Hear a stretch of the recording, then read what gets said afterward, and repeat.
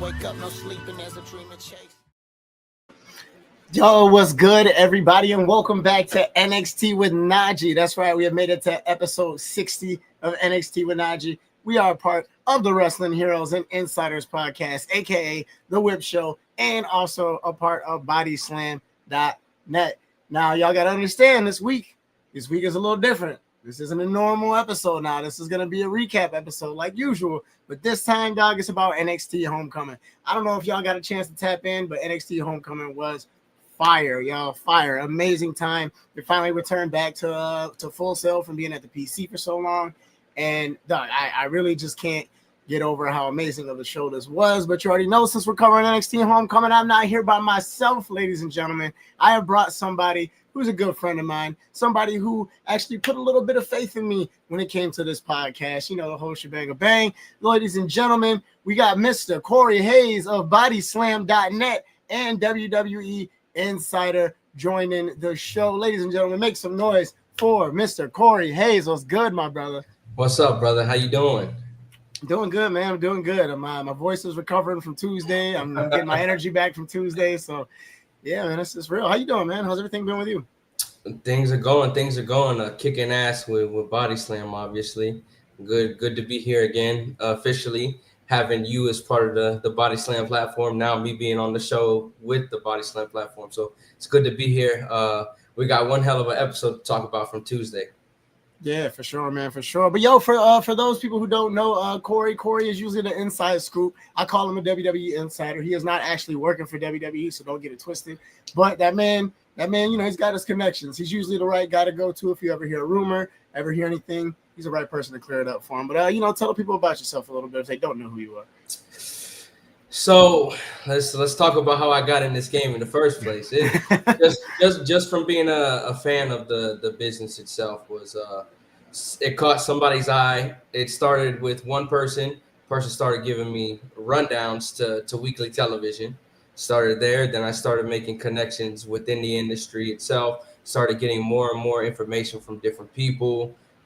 Ended up with me teaming with Body Slam, becoming a part of Body Slam family, bringing my guys from PWN into the Body Slam family, bringing other different people into it. And now it's like I'm getting news every day when it comes to WWE. So it's a blessing. I'm happy to be where I'm at right now, but it's only the beginning when it comes to getting this new stuff done. Heck yeah, man. Well, hey, man, I'm rooting for you, and I appreciate you very much. Thank you for not, falling too deep into the BS of the IWC. But I'm gonna ask you some questions about that a little later on in the show. But all right, y'all, we made it. We made it to NXT Homecoming. Wow, this thing kicked off. Normally I don't talk about the segments. I probably won't take too much time on them or the promos or anything, but we got to talk about that opening segment with Triple H coming out to kick off the show, Shawn Michaels coming out, them having a little head-to-head moment. You know, we know dang well that neither of them can get back in that ring right now, but it was a good nostalgia moment. And then just when we thought that the nostalgia levels weren't at the peak, then William Regal comes out. So that's amazing, man. That's amazing. But speaking before, I'm going to click back on this thing real quick so I can talk about just a few more people. So not only we had William Regal show up during the show, we also had an appearance by Bianca Belair, who showed up. Sami Zayn had a segment in the back. Bobby Roode. By the way, we did pop for Bobby. They just always mute the crowd for NXT. And I'm not quite sure why they do that. There were pops for everybody. So y'all need to stop all of that internet nonsense. And then last but not least, we have Finn Balor also make an appearance, which was really, really dope to see. I just had to make sure I take the time to, give the shout outs to those people who did come back for the Homecoming episode. But how'd you feel about seeing that Triple H, Shawn Michaels, William Regal moment, man? Did that give you chills or what? That was the beginning of NXT to what NXT is right now, and some of the foundation of where NXT started and to what I guess NXT 3.0 is right now, I guess you could say. I think it's 4.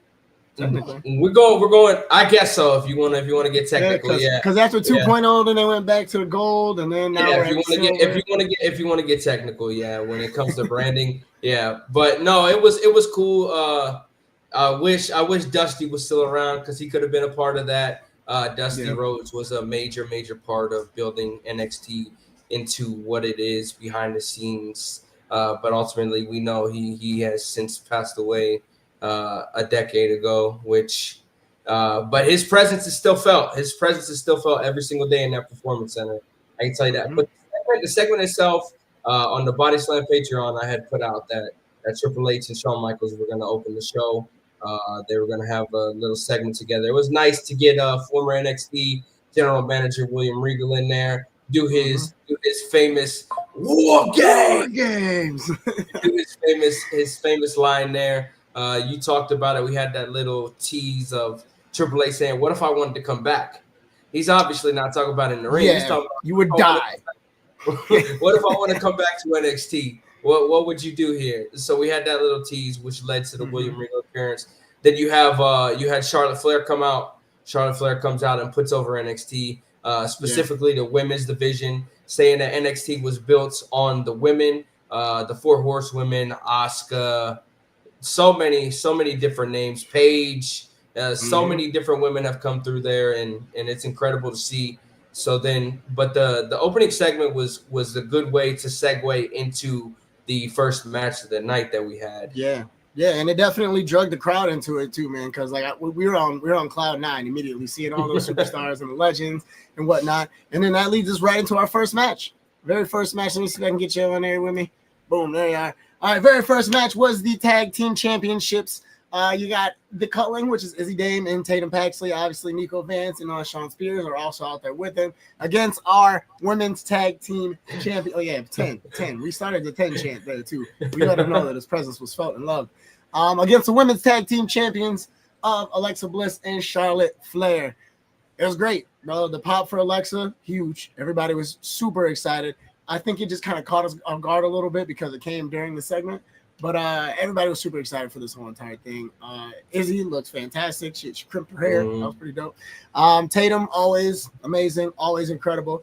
I'm really excited for the opportunity for Tatum in this match specifically because I think Tatum's gone on record a couple times of saying that like Alexa is one of her biggest heroes.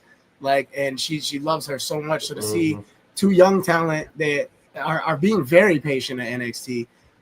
With Izzy and Tatum going against two vets like them, it didn't disappoint at all. I mean, like obviously there's still a little bit of work there.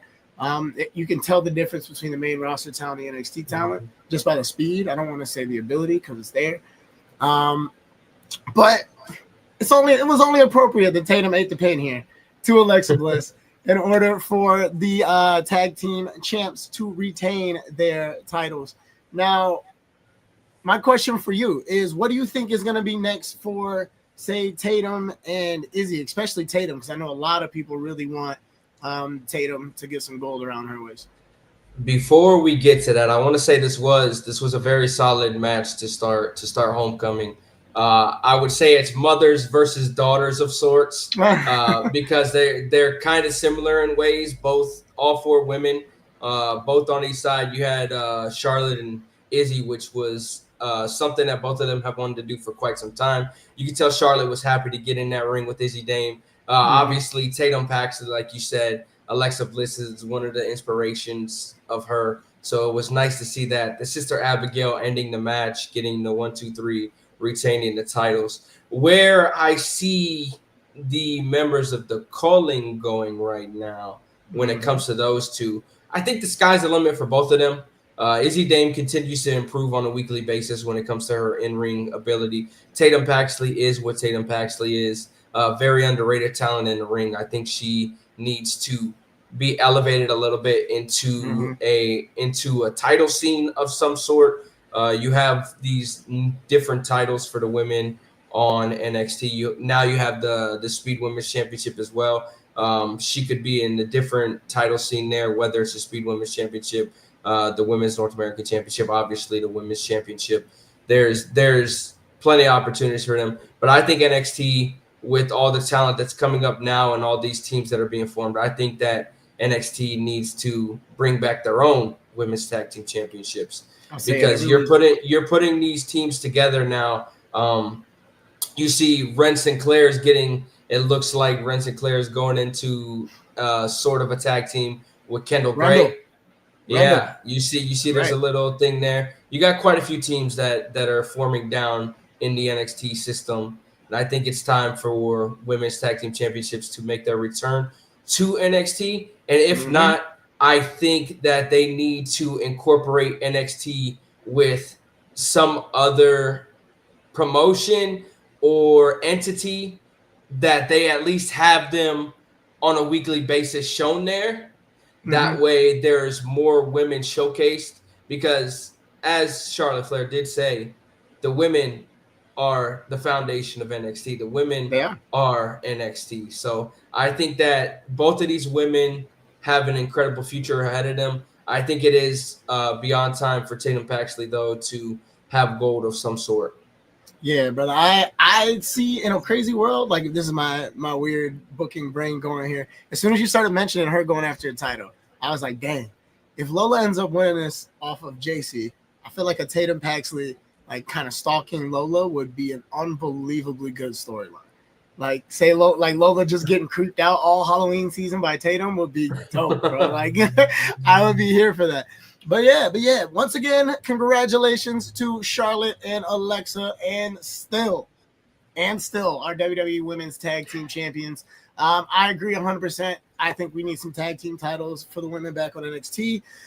Tonga Twins been saying that shit for about 2 years now. It's all right. All right. So now we're going to move on to match number 2, which was my personal favorite match of the night.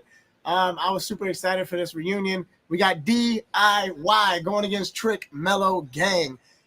Man, if you would have told me 6 months ago that we'd be getting this match, I'd have told you that you were a liar. I'd have said, ain't no way that Trick and Mello are going to get back together. Ain't no way that DIY can be heels, but somehow come on a show and just pretend to still be baby faces. It's crazy. I don't know how that works out. But it was great energy from the second Trick came out. From the second Mello came out. DIY, I think, came out first. But, God, the nostalgia in the air for this one was incredible. Both teams looked great. Obviously, nobody's missed a step. The only issue I did have, like I said, was DIY doing the babyface stuff when they're supposed to be heels and have been for a year almost. Yeah. How you feeling about that? The whole concept of Homecoming was for them to portray what they were when it came to NXT, though, which is why you also saw, you mentioned earlier, one person who made an appearance on this episode of Homecoming. He came out, the Prince. Yeah, the Prince he did his own theme too. Yeah, you had everybody coming back as their NXT personas. And this match did not disappoint. You had a lot of crazy spots in there, a lot of teases. You had the spot Trick Williams teased. He's gonna stab him in the back, gonna stab him in the back. And he jumps over, takes out Ciampa. You get the finishing sequence of this match. You have a surprise appearance, which I had mentioned earlier in the day before the show that this person was in attendance. Trick Mello Gang gets the win due to Miz appearing and helping out Mello. The overall match was very good. I enjoyed it for what it was. The nostalgia, the spots, the theme songs, everything that came with it. Mello had his Tron back with the jerseys. You had everything. You had everything from the eras, and it was phenomenal to see what they did.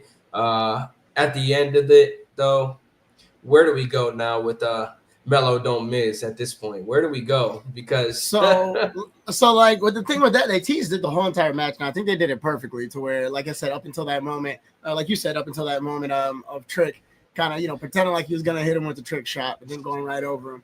I think it was awesome the way that they ended it. The Miz ends up coming out helping out his boy, Mello don't miss. So they make that a whole entire thing. The camera angle that they show afterwards of Trick just looking so crazy at the Miz and Mello, like, what the hell? Thank you, I guess. But like, what? It was hilarious. It was a good thing to see. I have a feeling that once Trick ends up on the main roster, that's not the last time we're gonna see Trick Mello Gang in action. 100%. I don't think so. Now I'm gonna segue into the Grayson Waller effect incident that happened later on in the show. I'm not gonna go throughout the whole entire thing. Long story short, Grayson Waller had Oba and Ricky Saints on the show talking about the title, talking about the match, just kind of the normal build up to the big match. And then Trick comes out. Now, Trick coming out shocked the hell out of me, and it shocked a lot of us.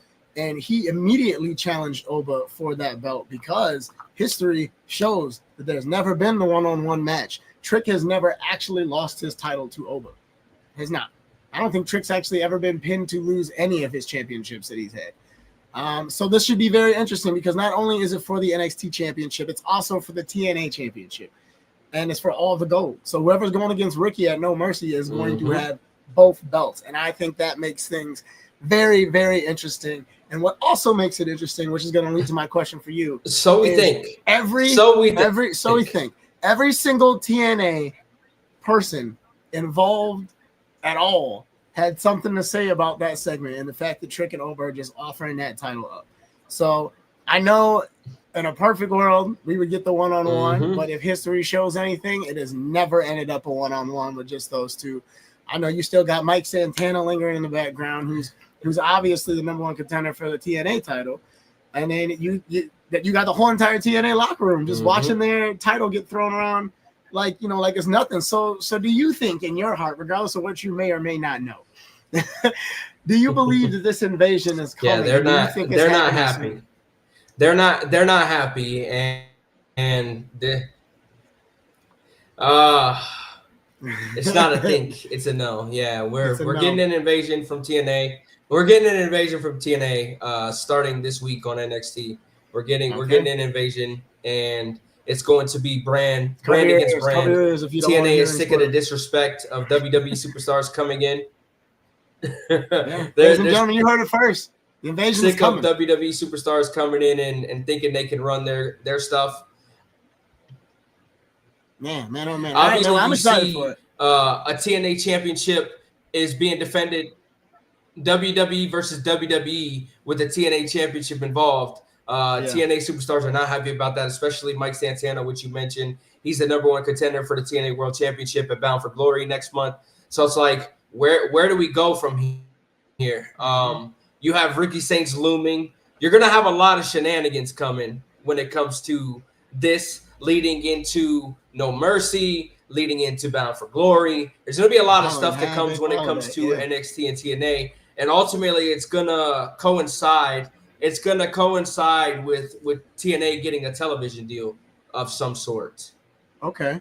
All right. Heck yeah. We love to hear it for TNA. I'm hoping that that the PLE for NXT is titled Invasion come Survivor Series season. That's what I'm hoping because it would make a lot of sense. But all right, so we're going to move on from that and head right into match number 3. One more time, give a big congratulations out to Trick Mellow Gang for getting the win. Regardless of how they got it, they still got the win. So going into the next match for the North American Championship or the Canadian Championship, whatever you want to call it, we got Ethan Page versus Tyler Breeze, the return of Tyler Breeze. This was a good one too, y'all. This match was surprisingly way better than I think anybody anticipated it being. Yes, there was a pop for Tyler Breeze. Not surprising to me. Not surprising to me. There was a pop for Tyler Breeze, y'all. We yelled, we hollered, we were hyped when he showed up last week. We were hyped this week. I know y'all got to understand that production is production. That sometimes you're not gonna hear how loud it is in a building when you're watching TV. That's something y'all gonna have to accept. It's something y'all gonna have to accept. But y'all, the chants for Ethan's theme song, I feel like aren't going anywhere. Instead of yelling ego, we yell a-hole. And he seems to be feeding into it a little bit more now because that's why he starts with a smile and then the smile goes away. I gotta give Ethan credit, man. He's winning me over. He's just too good. He's way too good. And then Tyler showed that he hasn't lost a single step in this whole entire match. There were multiple moments during this match to where the whole room actually believed that Tyler was about to pull it off. Like, that's just how good and believable of a match that was. But it didn't end up working out that way. Ethan ends up pulling off the win and still retains his title. Amazing job by the both of them. Thank you so much, Tyler Breeze, for coming back and giving us a great match and a good length match too, a little lengthy match. Not anything short and sweet. The work was put in, man. How are you feeling about this one? How are you feeling about Mr. Breeze's return against Ethan Page? A great match between the two of them. Two Canadians going facing off for the NXT North American Championship. Like you would call it the Canadian Championship, whatever the hell you want to call it right now, because it's in Ethan Page's possession. You had El Hijo de Dr. Wagner Jr. on the outside watching the match, keeping note, watching, taking it all in there. Obviously, you have Tavion Heights still looming on the outside. He wasn't present for the match, but he was obviously looming backstage. Tyler Breeze can still go. He's still doing his thing. He's running a wrestling academy still. He's still doing wrestling on a daily basis, pretty much. Oh, yeah. He's got some sort of contract with WWE, a special type of contract with WWE. So it was nice to see him return last week leading into this match right here. It's always nice to see when familiar faces pop up and come back around to not only NXT but WWE. So this was a nice little change of pace match here. Ultimately, Ethan Page retaining, and now we see where we're going to go with the North American Championship. Because as I mentioned, you had El Hijo de Dr. Wagner Jr. Talking about he has his eyes on the North American Championship. Then you had a backstage segment with Tavion Heights and Damian Priest. Damian Priest gives him little words of encouragement and tells him, hey, you've got a North American Championship match at No Mercy. So now we have that match set for No Mercy. I'm really, really looking forward to that match. I think they're going to tear the house down in Fort Lauderdale. I am 100% looking forward to that one right there. Tavion Heights is so talented. I'm glad that he's getting a push right now, being in the spot he is. Ethan Page, over the top character, has all the tools. I mentioned it. I said it on Twitter yesterday when somebody said that he might be one of the best signings. I'd have to agree. Agree. Ethan Page coming in from AEW, he might be one of the best signings that they have had come from company to company. And he's really working out in WWE, and I'm looking forward to not only that match, but what's to come after as well. Heck yeah, man. Heck yeah. Well, once again, congratulations to Ethan Page and still NXT North American Champion. I think, we'll give him a clap. We'll give him a clap for that one. Good job. There it is.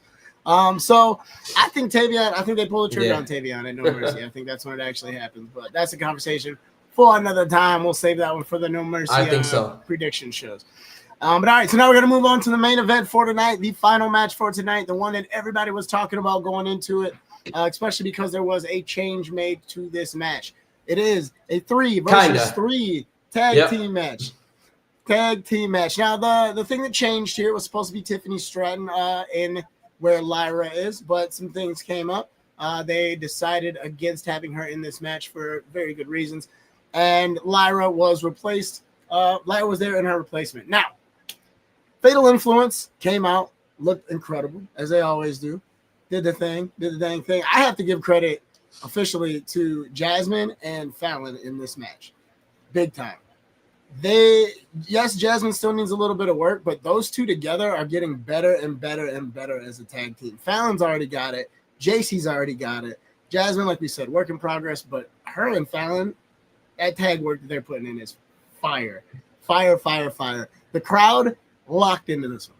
From the second Stephanie's music hit, Lyra's music hit, Rhea's music hit. I wish we could have got a little bit more of the moment before Fatal Influence attacked him at the beginning, but man, it was magical. Magical. Like the roof could have came off of that place. Booker T almost had an aneurysm.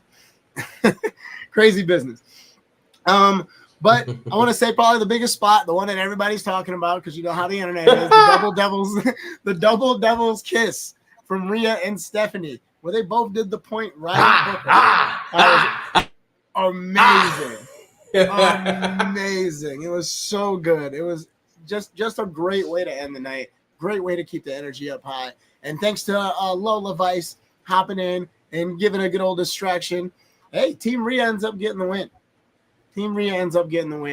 And you know, let the celebratory events begin, because that building stayed on its feet. Rhea stuck around for a while, took a lot of photos, talked to a lot of people.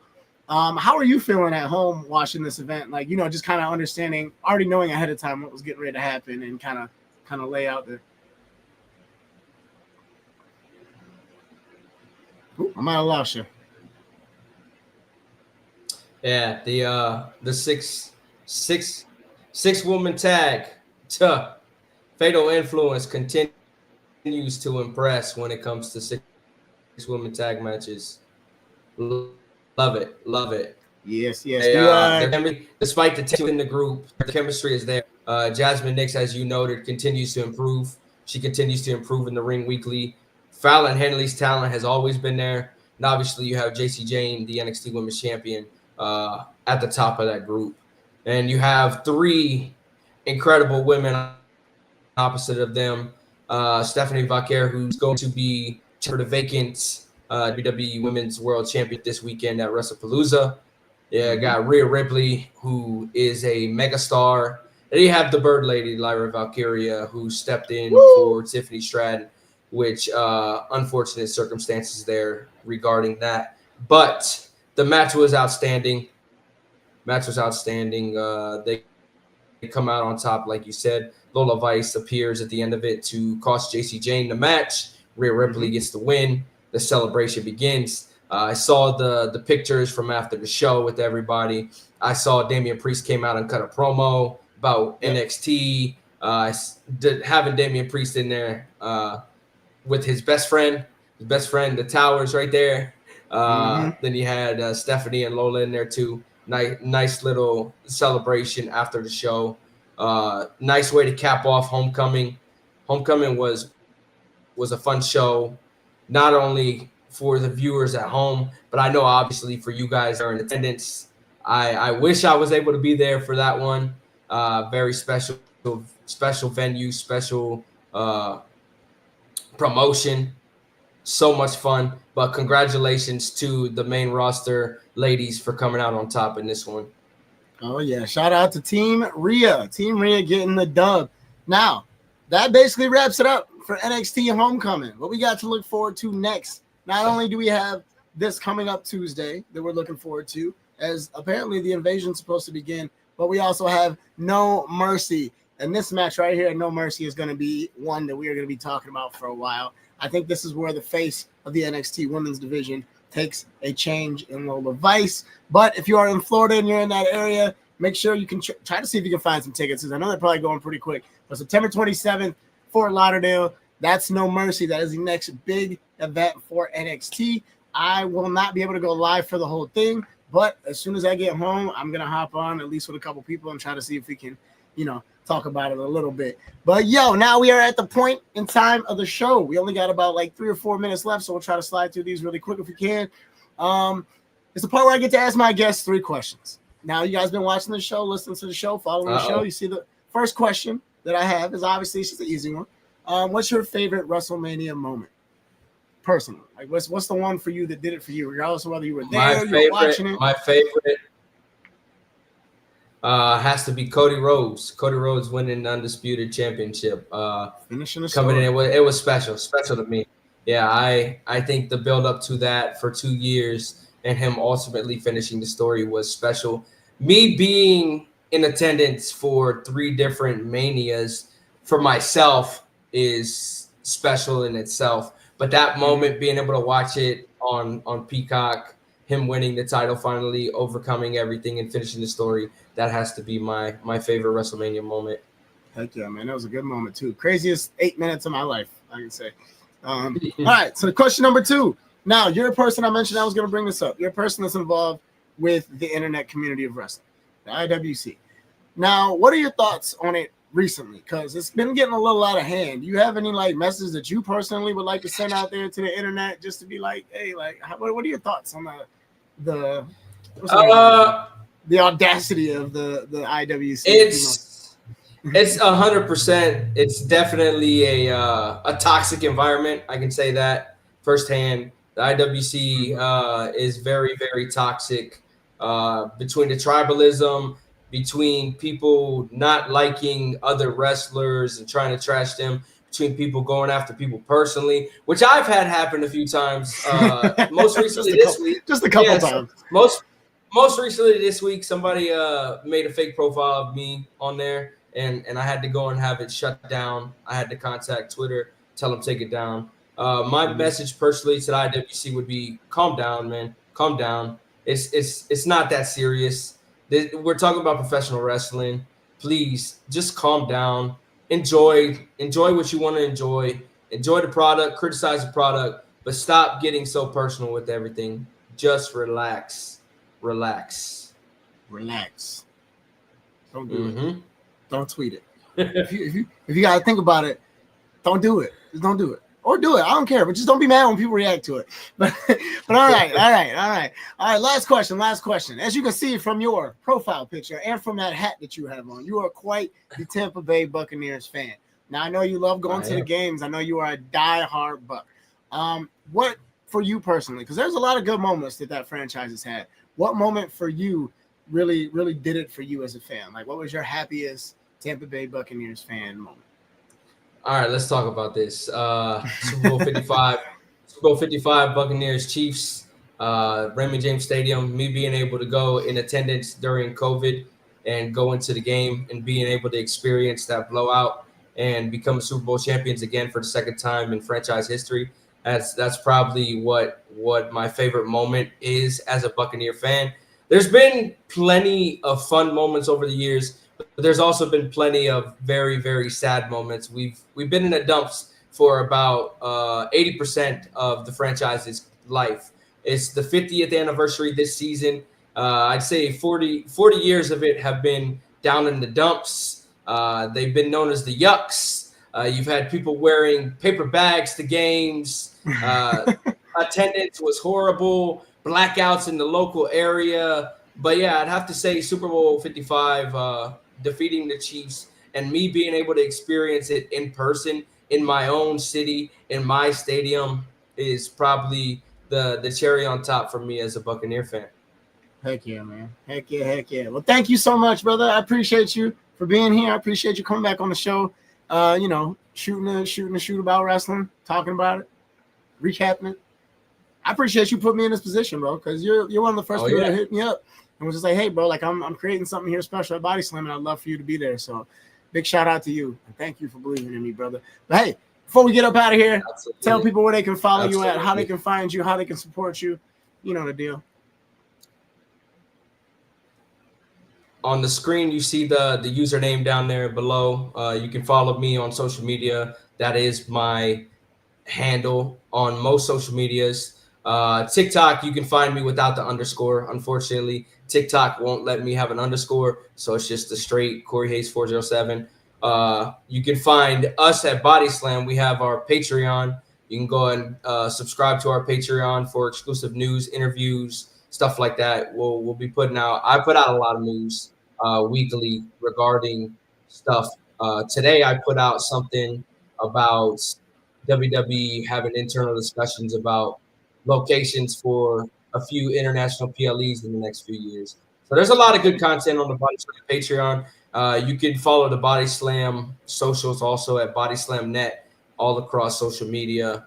I'll be doing more in the coming weeks and months. I'll start getting into content again. I've been taking a break because I've been burnt out. Life has been kicking my ass. And I was doing watch alongs for every single show for like 2 months in a row, and it killed me. So I'll be getting back into the content game soon. I enjoy coming on stuff like this and being able to talk on a personal level and also talk about different shows. This is a special episode, obviously. We got to talk about a special event that happened on Tuesday with Homecoming and NXT going back to Full Sail. But yeah, if you want to go ahead and follow me, you can find me Cory_Hays 407 almost everywhere. And like I said, brother, I appreciate you. I'm glad that you're part of the team. I appreciate you for having me on as always. Continue doing the great things that you're doing. I know there's big things in store with you. I'm looking forward to what's to come with you as well. And I'll be there for the ride for you. Yes, sir, man. Yes, sir. Well, thank you one more time for being here, ladies and gentlemen. That is Cory Hays. Cory Hays. Man, what a guy. What a special moment there. But yo, ladies and gentlemen, we have made it. We have completely gone all the way now through episode 60, our WWE NXT Homecoming edition. We'd like to thank you guys so much for being here. This show is a part of the Wrestling Heroes and Insiders podcast, aka The Whip Show, and a part of bodyslam.net. I am your host, NaJee, NXT with NaJee. Make sure you guys like, subscribe, follow, all that fun stuff. Everything is NXT with NaJee. That's how you can find me. But yo, we'll be back next week. I think next week what we're going to do, we are going to have our prediction episode for NXT No Mercy. We might even talk about what happens on Tuesday, since apparently something crazy might go down, y'all. But thank you guys so much for listening. Thank you guys so much for watching. Thank you guys so much for just being here. And always, we are NXT. I'm out, baby. Peace. That's great. Life is for the dreamers like me.